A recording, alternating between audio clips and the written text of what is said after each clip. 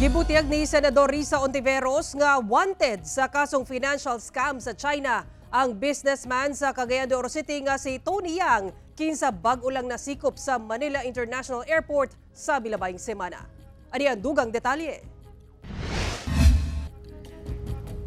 Sa pagbisita ni Senator Risa Ontiveros sa Cagayan de Oro City adlawng Lunes, gibutiag niini nga nalipay siya sa resulta sa ilang gihimong Senate investigation sa Philippine Offshore Gaming Operations kon Pogo sa nasod. Usa sa mga migawas nga pangalan nga adunay kalambigitan sa Pogo Operation sa nasod ang Cagayan de Oro City businessman nga si Tony Yang, igsuon sa kanhi economic advisor ni former President Rodrigo Duterte. Sigon ni Ontiveros nga dili lang sa Farmally scandal involved ang mag-igsuong Yang apan lakip na sa operasyon sa illegal nga Pogo sa nasod. Yung younger brother na si Hong Jiang Yang, siya ay incorporator ng Philippine Full Wind Group of Companies. So, ito kung saan presidente si Michael Yang.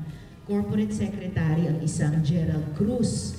Yung Gerald Cruz ay corporate secretary din sa Farmally Biological, kung saan may shares si Michael Yang. At si Gerald Cruz ay incorporator din sa Brick Hearts Pogo. Dugang pa sa senadora nga wanted sa kasong financial scam sa China si Tony Yang.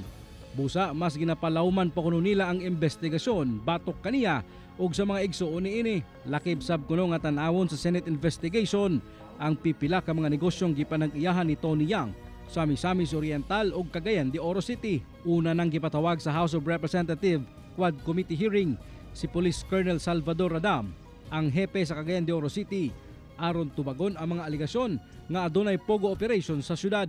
The Pogo operations in Cagayan de Oro City already ended last July 2023, Your Honor. Pero meron silang Pogo talaga doon? Yes, publicly, Your Honor. Yung narinig namin dito tungkol sa wharf, tungkol sa Steel Corporation ni Tony Yang, bagong impormasyon sa amin yon. Kauban si Makoy Sempron sa kamera.